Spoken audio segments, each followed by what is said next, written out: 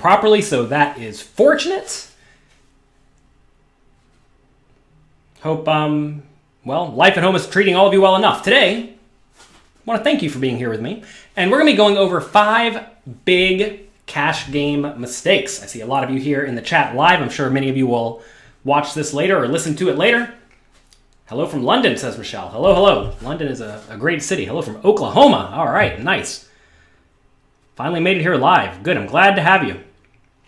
Let's see, Rick, Ed, Chris, Valken, Michelle. Lots and lots of people here today. I'm glad to have you with me. So, since all of you are here, let's have some fun. At the end of this webinar, I'm going to give away $100 to one of you. I'm going to ask you a simple question. If you're familiar with me, you'll know the answer. If you're not familiar with me, well, you're drawn a little bit less live. Again, if you're listening to this later, sorry, you're not going to be live to win the $100. We're going to be giving $100 cash to someone here on this webinar. So, stay tuned till the end. Hope you learned something. So, we're going to be discussing 5 big cash game mistakes. So, mistake number 1. This is something that messes up a lot of people throughout their entire poker playing careers, is that they do not understand win rates and variance. Whenever you play cash games, you need to know what to expect, right? And if you know what to expect, ideally, you are not going to be so unhappy when things happen to go poorly. I mean, many amateurs will go to play, let's say, 1-2 no limit, and they'll have $200 in their pocket, and they think they're just going to win a lot of the time. And then if they lose, they get flustered and tilted and annoyed and think that the game's rigged and all of this. And that's not how it works. Let's take a look at 6 max win rates online. I know a lot of you are currently playing online at the moment, and online games are tough. You're going to find that if you can win 4 big blinds per table per hour in a $200 no limit game, a 1-2 no limit game online, that's like a pretty solid win rate. According to Michael Acevedo, the GTO master, one of our coaches at pokercoaching.com, this is roughly what you should be looking at for win rates from all positions, 6-handed online. So let's just take a look at this, right? From the big blind, if you're an absolute crusher, that means you're one of the biggest winners in the game, you should lose 30 big blinds per 100 hands you play from the big blind. Now, you may say, why are you losing? Well, if you just folded every big blind, you would lose 100 big blinds per 100 hands because, you know, when you're in the big blind and you fold, you lose 1 big blind, right? So you're going to find that the goal is really just to recoup some of those losses. So you can see a absolute crusher will lose about 30 big blinds per 100 in the big blind. A big loser will lose about twice as much as that, minus 66 big blinds per 100. Same story from the small blind. Your goal is just to recoup some of your losses from the small blind. If you folded every single hand from the small blind, you'd lose 50 big blinds per 100 hands. And if you can recoup 12 of that, or if you can recoup all but 12 of that, you're going to be doing pretty well. One thing you'll also notice, from early position to middle position, you're not really winning a ton of money, right? You're going to find that actually the majority of your win rate comes from the later positions. The button is where most of your profit's going to come from, and the cutoff. How much time is 100 hands? Well, if you're referring to live poker, you're going to probably play maybe 33 hands per hour of live poker. If you're at a reasonable table, some tables are slower, some tables are faster. But these are online win rates we're discussing. In live poker, it's generally thought you can win about 10 big blinds per hour, which is actually about 30 big blinds per 100 hands. So you see here, an absolute crusher online is going to win about 8 big blinds per 100 hands. Someone who's very good at live poker is going to win about 30 big blinds per 100 hands. Live poker is generally thought to be significantly softer. However, realize here, if you're a losing player, well, it's not going to go so well for you, right? I mean, you're just going to be losing across the board. All right, so let's take a look at something here. A winning regular with a 4 big blind per 100 win rate, which is, a solid regular, not the best player in the world, but someone who's doing pretty decently. In this situation, if that's the case, if you're playing 1 table at a time, if you play 100 hours of that, 100 hours, you are going to be down almost 35% of the time over 100 hours. There's so many people out there who think that they are supposed to, win every session or win 2 out of 3 sessions. And, while you will sometimes, in this scenario, you can see right here, after running this simulation, you're going to be down about 35% of the time. Even though, on average, you're going to win 400 big blinds, 4 buy-ins in that period of time. Also, notice, 5% of the time, some tiny portion of the time, you're going to be down 1,600 buy-in, or 1,600 big blinds. That's 16 buy-ins. That is normal. 1 out of 20 times it's going to happen. Another 1 out of 20 times, you're just going to absolutely crush them. You're going to be up 24 buy-ins. And I don't think a lot of people realize how much variance you will encounter when you play in games where you don't have a big win rate. This is why you'll find that people who have a big win rate really do have graphs that look pretty much straight up. And it's why you see players who are, marginal or perhaps good players, they're just playing in games that are too tough for them. This is why you see them go on big downswings. If you are consistently going on gigantic downswings, it very easily could just mean you are playing in games where you don't have much of an edge. And if you want to beat poker, you really only have to do 2 things. You have to play in games you can beat, and you have to play them a lot. But playing in games you can beat is the number one most important thing. If you are not a winning player in your game, your graph is going to be all over the place. Even if you're playing a game like cash games, it should be roughly, it actually does even out relatively quickly compared to something like tournaments. If you are all just trickling in, make sure you stick around until the end of this webinar, because we're going to be giving away $100 cash. Well, not actually cash. It's not going to be this $100 bill, but it will be $100 that gets to you. So make sure you stick around until the end of this webinar for that opportunity. All right. Something else you need to realize is that weak players are going to tilt very easily. If you do not understand the variance that you are very, very likely to encounter, if you don't know what to expect, you will inevitably go on tilt. I get emails all the time from people, especially when they are new to something like online poker, where they are perhaps used to playing live poker with a big win rate. Now they're playing online poker with a much smaller win rate. Like, oh my God, how do you, these players are so lucky and they're beating me all the time. But in reality, they just don't realize they're experiencing common variance. And you have to realize that if you do experience these emotional swings, they will inevitably creep into your game, and that's going to result in you, taking your $100 and just lighting it on fire, right? So you want to make sure you do not light your money on fire because you are emotional and you don't understand what to expect. Because at the end of the day, everyone will run bad sometimes. And you need to think of this as, instead of this is a terrible thing, think of it more as this is an opportunity to gain an edge over my opponents who will go on tilt themselves. You're going to find a lot of small stakes players that actually play kind of well, but, a lot of them go on tilt, and when they go on tilt, they just absolutely butcher their chance of success.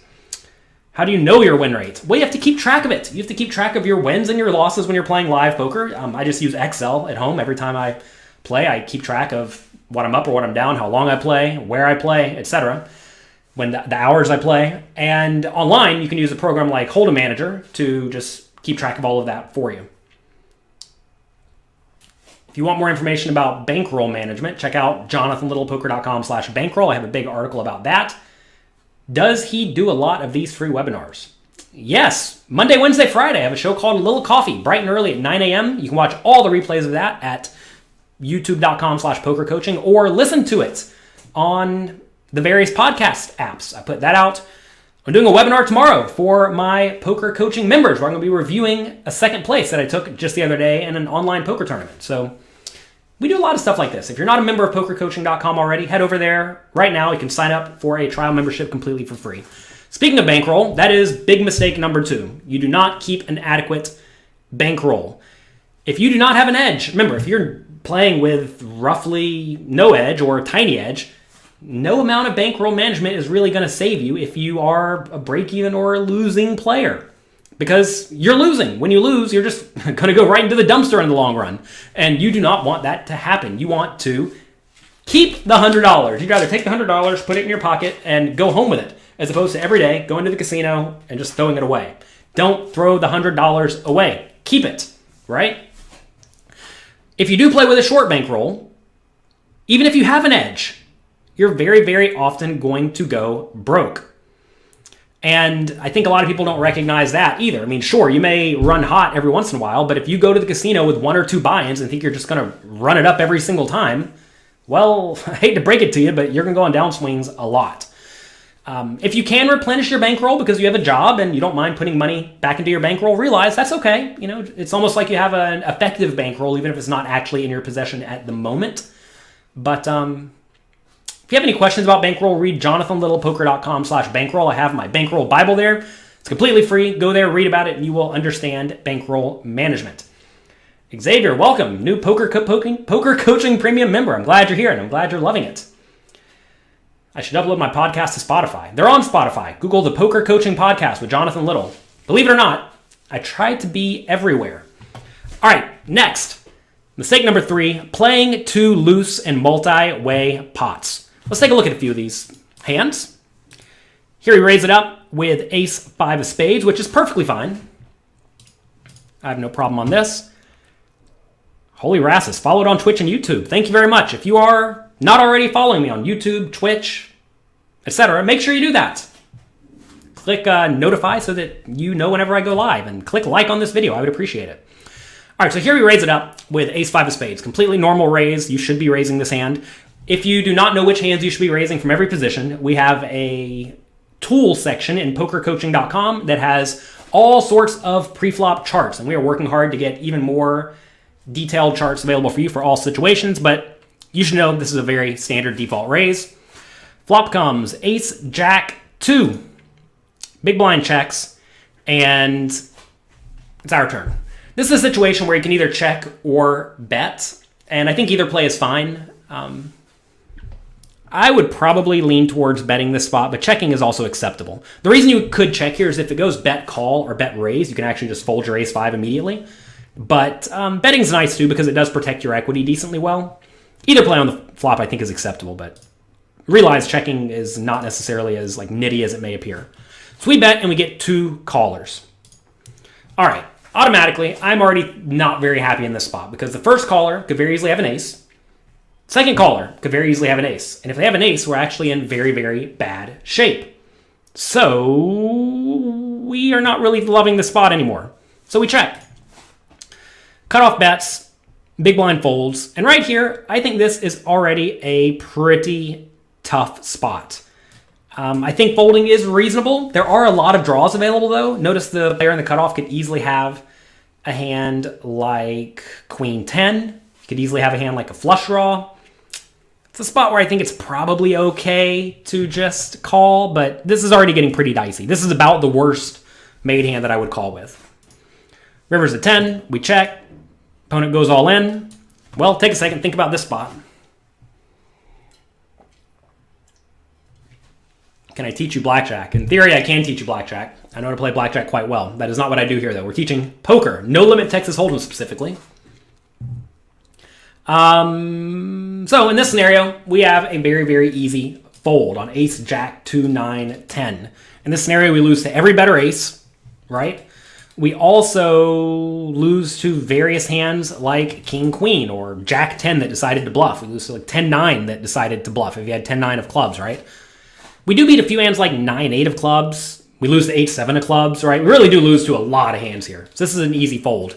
Yet this is a spot where a lot of players will instead call.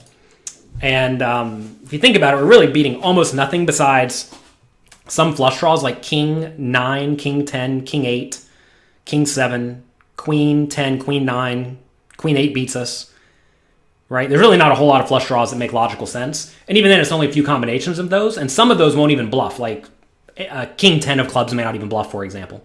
So this is a scenario where we definitely need to fold. And this is a mistake a lot of people make in cash games. What if there was a 9 on the river? Do we call? It's close. It's definitely closer on a 9 river because you really shouldn't expect your opponent to have too many 9s. I mean, I realize they do this time. But I think on a 9 river, you probably do call the bet. But a card like a king, queen, 10, 8, all of those are especially terrible. All right. Next, let's take another look at a hand. We raise 9-8 suited, which is perfectly fine. 2 people call. Big blind, small blind checks. This is a spot where we can check or bet. Again, I think either play is fine. I lean towards betting the pretty bad draws that don't really love check calling. So I like betting here. I may actually bet a little bit bigger on this flop. It's kind of coordinated. On the very coordinated board, you should probably bet a little bit bigger. So we do bet, and we get raised. And then we get re-raised. Well, take a second, think about this spot while I answer a few of your questions.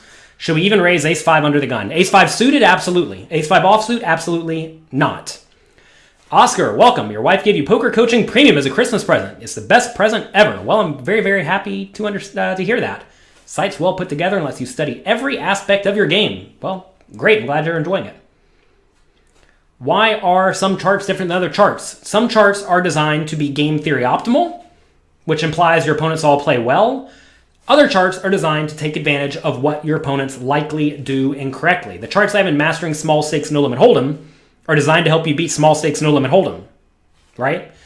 And by definition, they are not game theory optimal because they are designed to exploit what your opponents do incorrectly.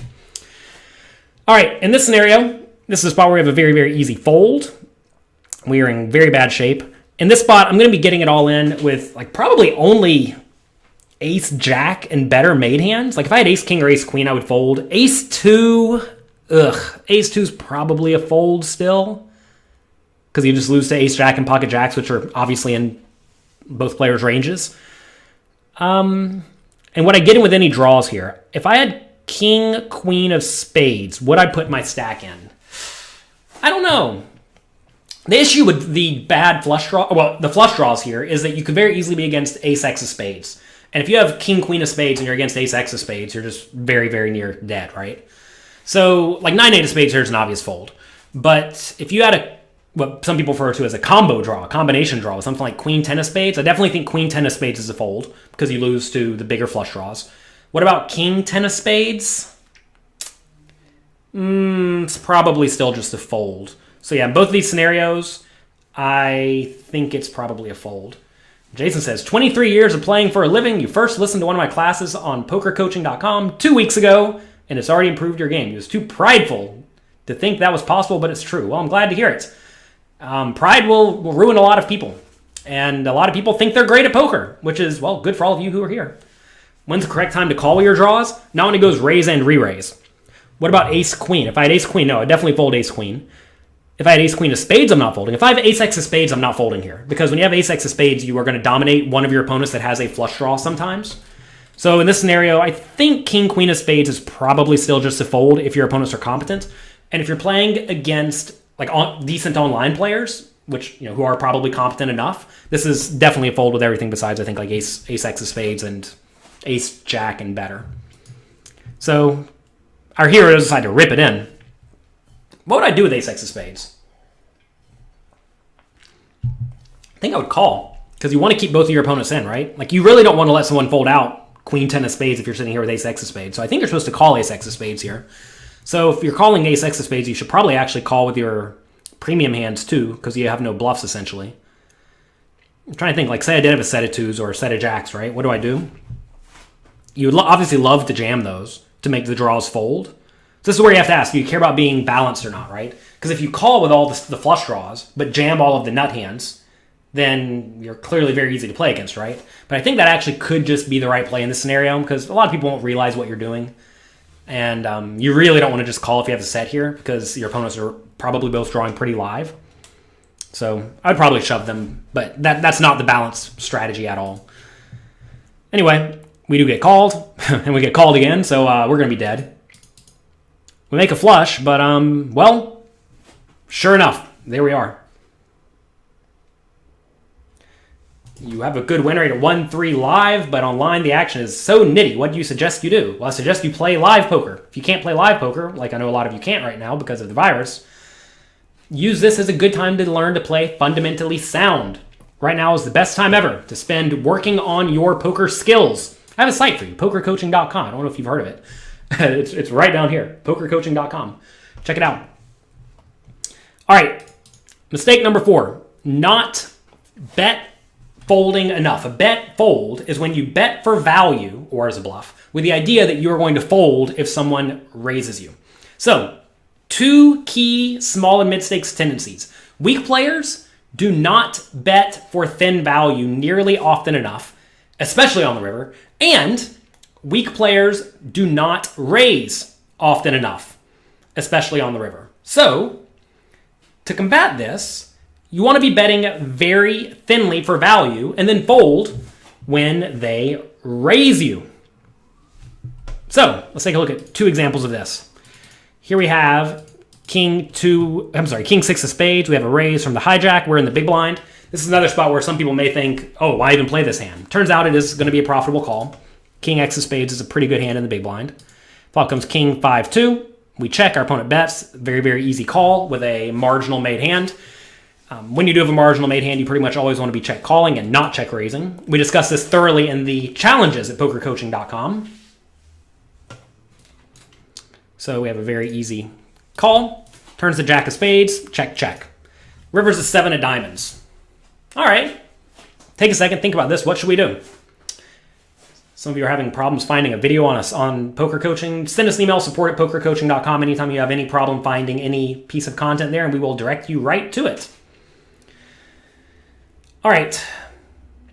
Did that ace-5 earlier play correctly? No, absolutely not. It should definitely fold the river for sure, and strongly consider folding the turn. All right, so on this river, I think we need to value bet. We have the best hand the vast majority of the time. The one time I would check here is when I think my opponent is going to be doing a whole lot of bluffing if I check. Whereas if I bet, if the opponent's going to fold every worse hand and call every better hand, then betting's not very good. But a lot of people in this scenario will call the jack. And you have to think, whenever your opponent checks behind on this kind of a blank turn, they usually have some sort of marginal made hand.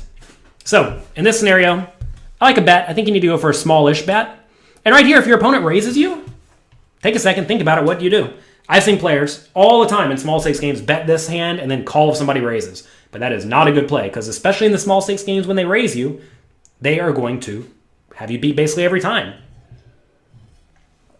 What calls our value bet here? Pocket queens, ace jack, king, queen jack, jack 10, jack 9, maybe pocket tens, maybe ace 7, maybe ace 5. Lots of stuff calls our bet here, as long as you don't bet too big. What a lot of people mess up here is they bet big. They'll bet something like $25 into the pot.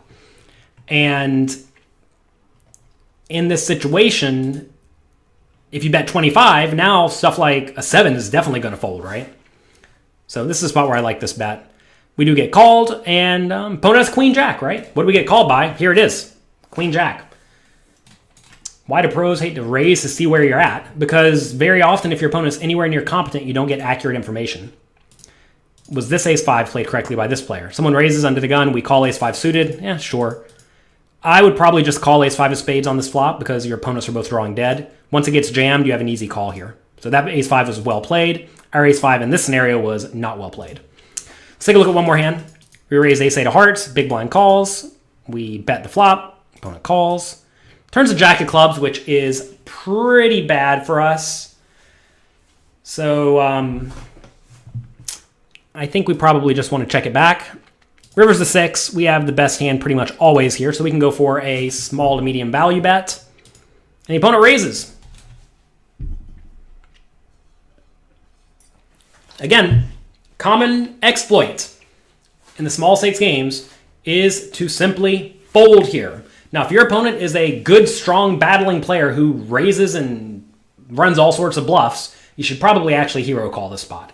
But against the vast majority of players in the small stakes games, they are going to significantly under bluff. Remember, these 2 common tendencies. Weak players don't bet thinly enough, and weak players don't raise often enough. A lot of you are saying, aren't you worried about your small bet inducing a bluff? No. Because weak players in small stakes games don't raise the river often enough. So, this is a spot where we can easily bet for value, and we can now very easily fold. Nice, easy fold, and we move on with our lives. What is he check raising here that he would not bet with? Flushes, straights, sets, right? Who knows what the opponent's doing? It's important to realize, Matt, that you do not know definitively what your opponent's strategy is, especially when you're playing random opponents in small stakes games. A lot of people try to think that, well, I would never check a flush here, so since I would never check a flush, then my opponent will never check a flush either. But that is not true at all. Remember, your opponent's not you, right?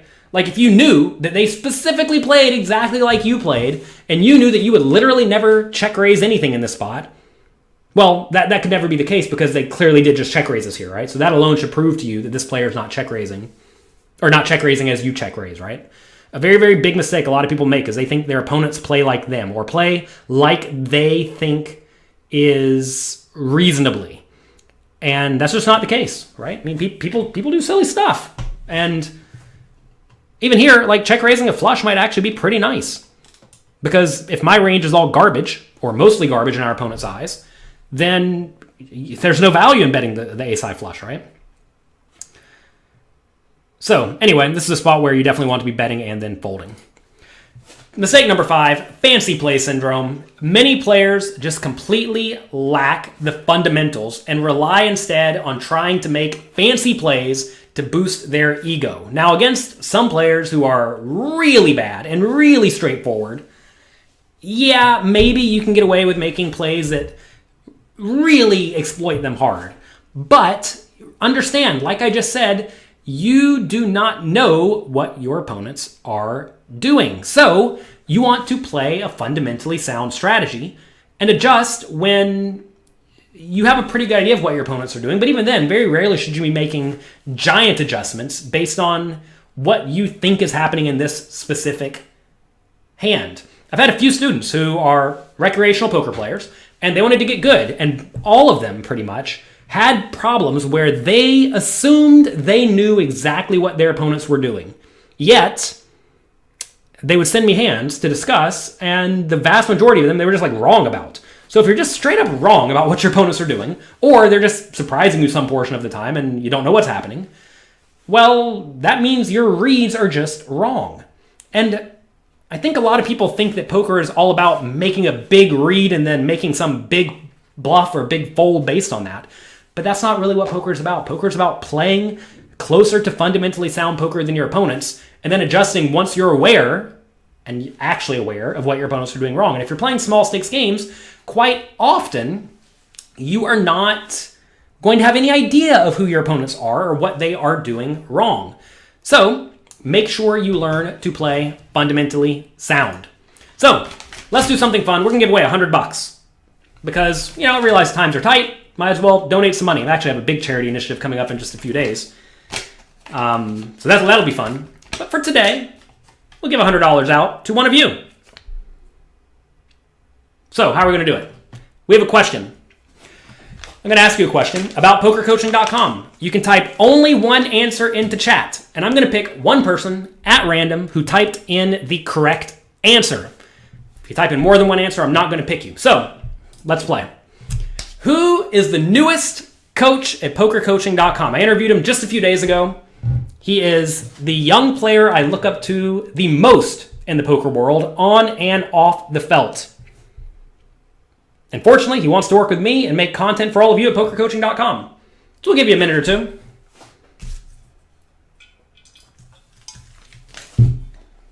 Let's see what bill poker we'd have here if we were playing with this bill. First number, 0, 0. We got a pair already. Oh, another 0. We have trips. 5, 1, 1. We got a full house. 3, 9. Wow, we have a full house on this bill here. We have a literal full house. Sometimes whenever you play credit card roulette for who pays for dinner, instead you play bill poker, somebody just gets out a handful of money and everybody picks randomly. And then you see what your serial number gives you. But yeah, here we have it. Full house, 00011. While we are waiting, if you enjoyed this video, click like, click subscribe, click share, and stick around for a little while longer because I'm actually going to be answering all of your questions. So feel free to think of some questions, type them in, and let me know.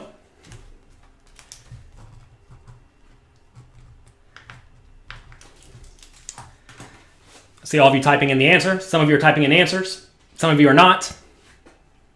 All right. You answered once and only once. You win by default. All right, let me use this program real quick. We're going to see. We're going to draw somebody. All right, we have the winner.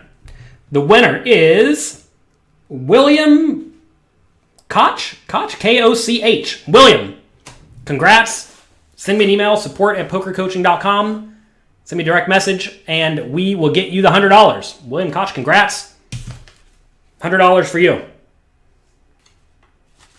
If you left, Koch? Yeah, William, not Keith. Wow, bad beat. All right, so now, you were correct. James Romero, absolute crusher. So, since I know a lot of you are working hard on your game and you are studying poker, I created a new course for all of you just the other day. It is called Mastering the Fundamentals, and this is going to quickly teach you everything you need to know to beat the small stakes, no limit hold'em games, even if you're just starting out. Actually, the very beginning of this is very basic. If you have never played poker before, it's going to teach you things that are basic like the rules of the game, but very quickly it ramps up to in-depth thought processes. So, if you're a poker coaching or pokercoaching.com member, you're already going to have free access to the course, so you don't need to worry about anything. However, if you're not a poker coaching member, I'm going to be running a 5-day preview giveaway from today until the 25th of this month, okay? So everyone who enters and watches 5 videos and takes 5 quizzes is actually going to be entered to receive $500 in cash. So, thought $100 was a good giveaway. If you go to pokercoaching.com and go through the first 5 parts of this course, it's completely free. Everyone who does this will be entered into a giveaway to win $500 cash. So, make sure you get in it. Is this going to be something you should do before the tournament and cash game masterclasses? Yes, it is. I'm in the process of making a giant tournament course. We've already made the cash game course, which I am always going back and updating, which is lots and lots of parts with quizzes after each one to make sure you really understand what you know. So, if you're an existing poker coaching member and want to enter the giveaway, you should go to this link and sign up in order to participate. Go to pokercoaching.com/fundamentals right now to enter. Here are all of the parts to master the fundamentals. As you see right at the beginning, 3 pretty basic things: the rules of the game, hand rankings, and effective stack size. These are things that most people know at this point. And then we go pretty deep on lots of pre-flop and post-flop concepts, including pre-flop starting ranges, the 3 main reasons to bet, which hands to play when everyone folds to you, which hands to play when you get 3-bet, which is always a difficult spot, how to play when you're facing limpers, how about when someone raises in front of you. Also, when there's lots of action, when it goes raise, 3-bet, 4-bet, what do you do? Which hands are good enough to get it in with? Then we discuss post-flop strategy, including flop strategy, turn strategy, river strategy, heads up, and multi-way. Then we discuss specific adjustments you should make to tournaments. We discuss bankroll management, and then we discuss continued learning and how to make the most out of your time you have currently right now to study poker. As King Raga says, no income in the service industry right now, so you're reading and rereading all the free content. Well, here's more free content for you. Enter the 5-day preview and get entered into the $500 giveaway. So check it out. You can get access to that for free right now at pokercoaching.com/fundamentals. And I'm excited to see all of your progress. Louis Philippe, hello, hello. Poker Coaching Premium is such a great value. You highly recommend it to anyone serious about studying the game. Great. Is a giveaway for premium subscribers as well. If you are a premium Poker Coaching member, go to pokercoaching.com/fundamentals right now. Sign up to make sure that you are entered, and then go through the 5-day preview. Go through it. Take your time, go through it. Maybe you'll learn a little something. While you have me here, if you all have any questions you want to discuss, feel free to type them in. What if you play tiny stakes games online? The smallest games they have, 1, 2 cent, 5 cent, 5 cent, 10 cent. Does the cash game masterclass apply there? Absolutely. Absolutely. It's very, very important that you learn to play fundamentally sound. And, well, if you don't play fundamentally sound, you're going to lose. That's pretty much what it amounts to. This is a great course if you are not already a reasonably strong player. I realize a lot of people have trouble getting essentially onboarded into pokercoaching.com because some of the stuff is pretty advanced, right? So we decided to make this course to take you from a complete novice poker player to being good enough to fully make use of all of the work at pokercoaching.com. Use the same screen name on all online sites. No. Let's see. Will there be a huge spike in live games after the pandemic is over? I don't think so. I think there's a big spike in online poker right now. What are my thoughts on the book Mathematics of Poker? It is very unnecessary in my opinion. You're going to find that a lot of people like to discuss things at a very high level. I mean, I don't know either of those people at all, but I do know a few people who make very intellectual books. And first off, a lot of the people aren't actually all that good at poker. They're reasonable at thinking and writing down things that I think try to make them sound smart. But you have to realize, my goal here is not to sound smart. My goal is to help all of you. And I have a difficult time getting through a book of poker that's full of calculus, and I imagine most people do. So you always want to make sure whatever you're learning is actually implementable, which is why I'm not showing you a ton of solver solutions and saying, here, memorize these 20,000 spots, and if you don't, you're going to be a loser forever, which is what some of these poker training sites attempt to tell you to do. And I try to teach you how to learn to play well in every scenario that you're in. You're not going to be the absolute best poker player in the world. You're probably not going to be the number one poker player in the whole world, but you can be in the top 1,000, no problem. And if you're in the top 1,000, you can make a very, very solid income, especially if you make sure you're playing in games where you have an edge. You want a poker cruise from an online tournament in the Caribbean? Well, congrats, good job. Have you ever thought about doing a little coffee where I tell interesting stories? I'm actually not all that good at telling stories. My memory is horrible. But hey, ask me questions. I'm always happy to answer them. Some of your friends are worried that a virus will still affect cruises after that happens. I would be surprised if cruises happened in November. If you're asking about any particular piece of content at pokercoaching.com, definitely send us an email at support@pokercoaching.com and we will direct you to it. What's a good place to play online if you're in Nevada? If you're not in Nevada or New Jersey, there are no good places. Of the various sites you can conceivably play on, I would tell you Bovada, Global Poker, and America's Card Room is probably your 3 best bets. But I would also tell you, I do not vouch for these sites at all, and I would keep literally the minimum amount of money you possibly can on there. And that's because they are very, very live or likely to go down at any point in time. And when they go down, they're probably going to steal your money just like all the other shady sites that have operated in America have done. You cash out if you have money in these sites every week. If you have money in them, sure.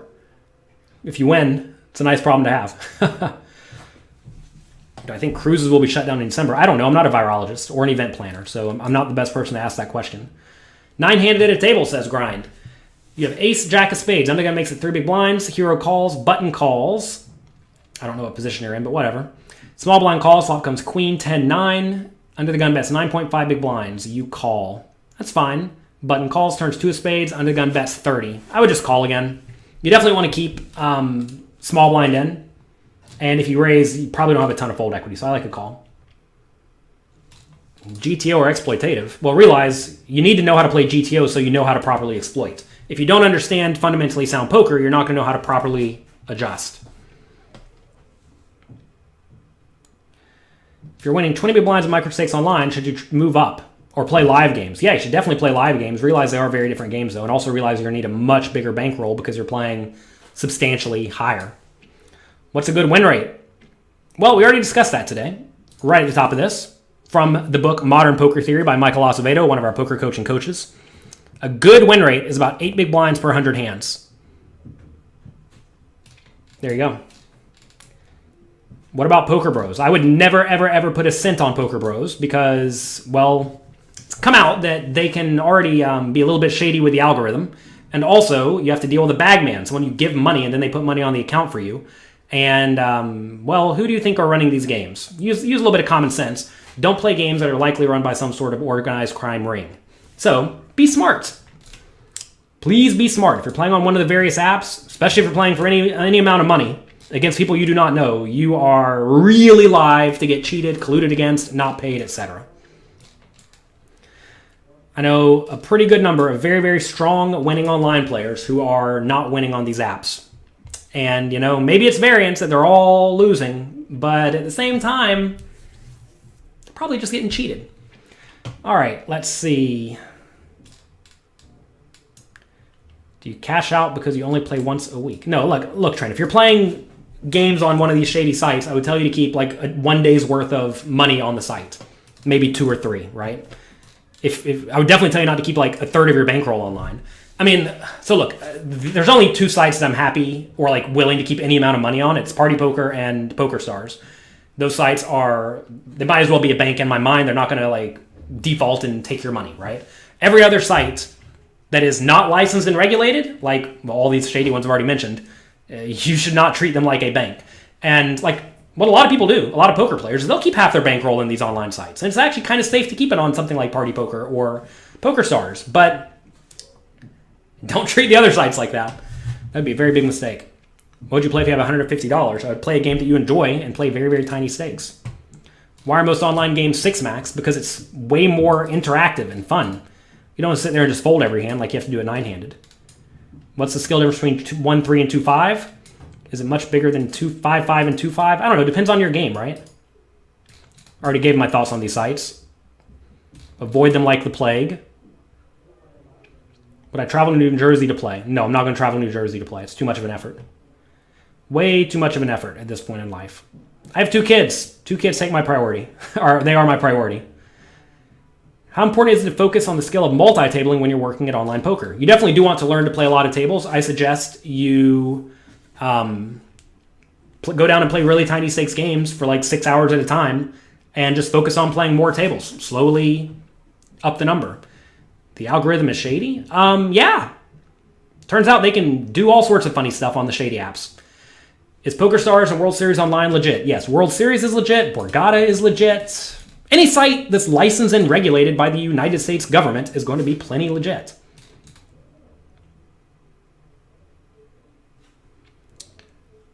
Why is it common to 3-bet or attack an under the gun or under the gun plus 2 razor from the cutoff or late position? It's not. It's not a good strategy in general. Is ACR shady? Yes. I don't think you're going to get like straight up cheated on ACR. I mean, that's why I would recommend ACR, Bovada / Ignition, or Global Poker. I don't think, I mean, look, again, not 100% sure, but I do not think you're going to get straight up cheated on those sites. You may get colluded. You're going to be playing against bots, but I don't think the algorithm itself is going to be like actually screwed up towards winning players. And like you don't have to deal with the middleman. Like currently, at least the sites are paying out. They're going to stop paying out eventually. I mean, whenever the government shuts down the sites or they run out of money, they're going to shut them. They're just not going to pay you, right? So realize you're going to get stolen from at some point if you play on the sites. But that's as long as they don't keep any money on there, it's fine. You're not going to end up in court because you were laundering money for the mob, which could happen with the other sites. You have a 2K roll playing 25 cent, 50 cent, but you're afraid of losing several sessions and not being able to play. I mean, you got to get over it. Ask if poker's for you if you're not willing to have downswings.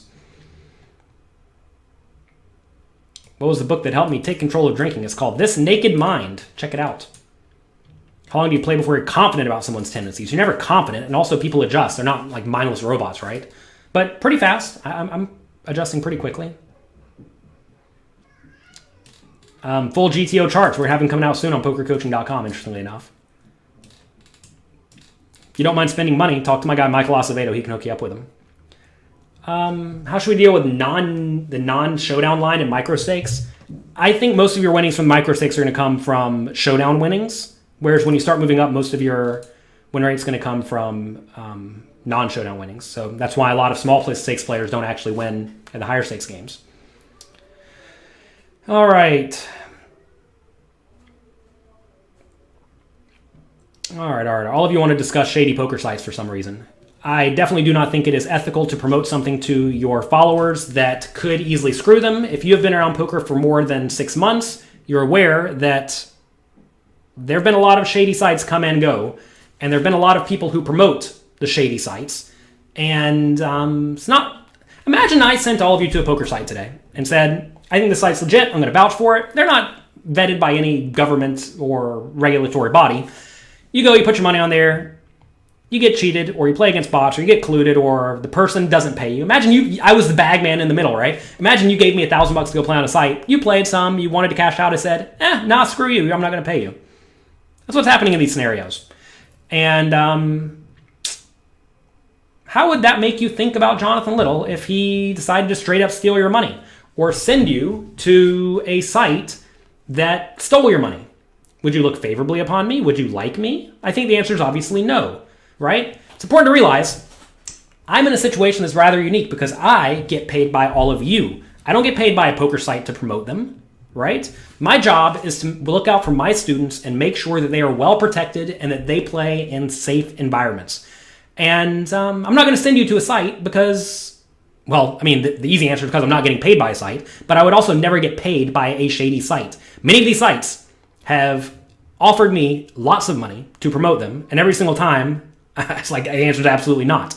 I'm not going to screw all of you to make a little bit of money, or even a lot of money. It's just not worth it. Is 8 big blinds for one table? No, it's for all tables. What do you mean? I mean, as you play more tables, your win rate should go down, but if you're a good player, you can still maintain a good win rate. Also, make sure you all check out the pokercoaching.com/fundamentals site, where you can get a 5-day preview to the new class, Master the Fundamentals. Starts off very basic, but ratchets up pretty quickly. And also, you'll be entered for a $500 cash giveaway. So there you go. Why are there no pre-flop charts for the big blind whenever everyone folds to the big blind? Well, because the big blind wins the pot when everyone folds to the big blind. The cutoff raises, you call, flop comes 10-6-2, you have no chips left, you put your money in. Yeah, of course you put your money in, don't fold. Don't fold over pairs. I personally use Hold'em Manager, but there's Poker Tracker 4 is also fine. I mean, I'm not someone who is really up on all of the newest poker software. I let other people do that for me. But there you go. What's a good win rate at micro stakes? I already told you. I just talked to you about this. Remember, 8 big blinds per 100 is a good win rate. The last slide told you to fold the small blind and big blind and you'll be more successful. LOL. Absolutely not. Did you miss the beginning of this show? If you fold every big blind, you're going to lose 100 big blinds per 100 hands. Good players only lose 30 big blinds per 100 hands. If you fold every small blind, you lose about 50 big blinds per 100 hands. Whereas good players lose only 12 big blinds per 100 hands. This doesn't say you should be tight from the big blind. This says you should get in there and battle from the big blind. So make sure you understand what you are looking at. How often should you 3-bet the small blind when in the big blind? It depends on the big blind strategy, Ben. It's very important to realize that your strategy depends a lot on your opponents, and especially when you're in the small blind, you're only against exactly the big blind. Your strategy is going to be very dependent on them. If you all do want to see the tools I use, go to jonathanlittlepoker.com/resources. There I have links to the various programs I use when I play online poker. Realistic number of tables to play at the same time. That's a tough one. When I'm playing, I'm usually playing about 20, but I'm very good at multi-tabling, and that's probably not ideal. Most people play something like 4 to 6. I think 6 to 9 is a solid number for most reasonable players who are trying to have a good win rate, still pay attention, and both move up and have a decent win rate. I'm not really trying to move up at this point because I'm already playing like pretty high stakes games. So I'm trying to play as many tables as I can and just get the edge out of the game, right? Is there any merit in betting a third pot to keep ranges wider? It depends on the scenario, right? You should be betting based on range advantage and nut advantage. We discussed that thoroughly at pokercoaching.com. We actually discussed it in Master the Fundamentals. This is a basic poker concept that you must understand if you want to know when you should bet and how much you should bet. Can you show me that slide again for the losing rates from the blinds? Here you go. Here are win rates. Just take a screenshot. There's a button on your computer that says print screen. Type print screen or type, pull up the screen snipper. Snip this and you'll have it for the rest of your life. All right. Well, thank you for submitting all of your questions. I appreciate it. Again, if you want to get entered to win a $500 cash, head over to pokercoaching.com/fundamentals. And, well, work on your fundamentals. There's no time better than now to spend working on your poker game, because when live poker comes back, people are going to be ready to gamble. And if you are there to capitalize, then you're just going to be able to take advantage of whatever they do incorrectly. So check out pokercoaching.com/fundamentals. How many buy-ins do you need? Go to jonathanlittlepoker.com/bankroll to read all the thoughts on bankroll management. Is it possible you're good and you're just paying the wrong stakes? If you're losing, you're probably not good enough to beat those games. There you go. Are U.S. players allowed to play on party poker? Not from within America.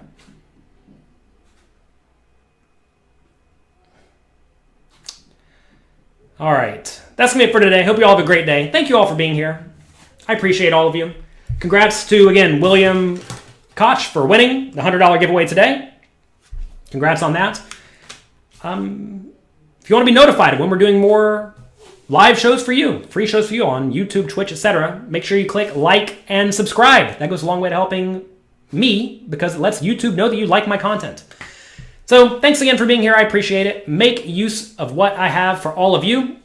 This 5-day preview of Mastering the Fundamental is happening right now at pokercoaching.com/fundamentals. Enjoy yourselves. Have fun. If you're a poker coaching member, I'm going to be reviewing a second place score that I had last week online. We'll be doing that tomorrow. So make sure if you're a poker coaching member, you're ready for that. That's tomorrow. What time is that tomorrow? I'll tell you while I'm here in case you haven't seen it yet. That's tomorrow at 2 p.m. Eastern time. We're going to be reviewing that. All right. Have a great day.